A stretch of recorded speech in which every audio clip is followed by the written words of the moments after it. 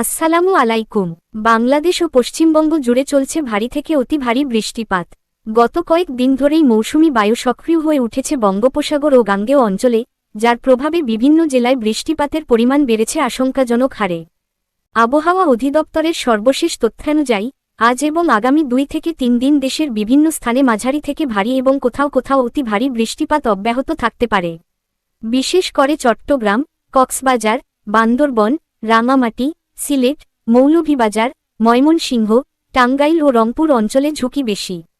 পশ্চিমবঙ্গে উত্তর ও দক্ষিণ 24 পরগনা, হাওড়া, হুগলি, মেদিনীপুর ও দার্জিলিং এলাকায় অতিরিক্ত বৃষ্টিপাতের সতর্ক জারি হয়েছে। এই বৃষ্টির ফলে নিচু এলাকাগুলোতে জলাবদ্ধতা দেখা দিতে শুরু করেছে। শহরাঞ্চলে রাস্তাঘাটে পানি জমে গাড়ি চলাচলে বিঘ্ন ঘটছে এবং জনজীবন হয়ে উঠছে দুর্বিষহ। অতিরিক্ত বৃষ্টির কারণে পাহাড়ি এলাকায় ভূমিধসের আশঙ্কা রয়েছে। বিশেষ করে পার্বত্য চট্টগ্রাম ও সিলেট বিভাগের মানুষকে সর্বোচ্চ সতর্ক থাকার অনুরোধ জানানো হয়েছে। এছাড়া নদ-নদীর পানি দ্রুত বাড়ছে।